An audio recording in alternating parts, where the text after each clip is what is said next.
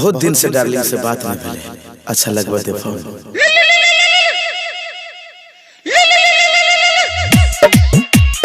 Hello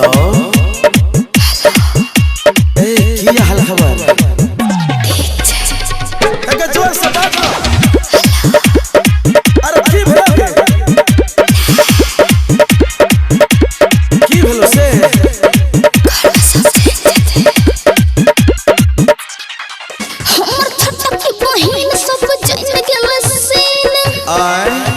सही में गए हमर छोटा के बहिन सब जन गेल सीन में कहे जग पे तेरे मोबाइल न बेचैन केते चकल देखिए बेचैन तीन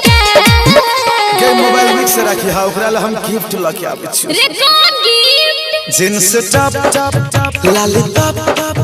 खपा खप दब तोरा बहिन के जींस टॉप लाली टॉप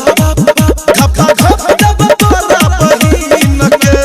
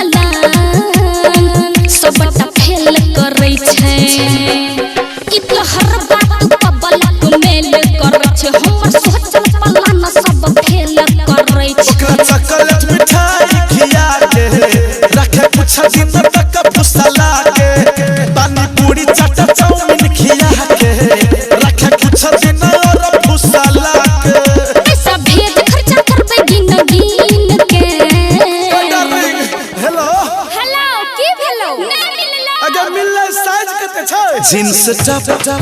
लाली टॉप खपा खप दब तोरा बहिन के जींस टॉप लाली टॉप खपा खप दब तोरा बहिन के सामान से देखतो तो तक खुश भ जतो। हां हां एते डालब मत मार मोबाइल छीन लेतो ना तब तोरा पता चलतो तब तू बात करत रहिया आई अगर ई तो हम कुछ नहीं कर लिए ले चले है अब जल्दी आओ ना एकर कोई ठीक नहीं छे एकर भरोसा नहीं छे केकरो कह देते घर में जान जते सब की कहते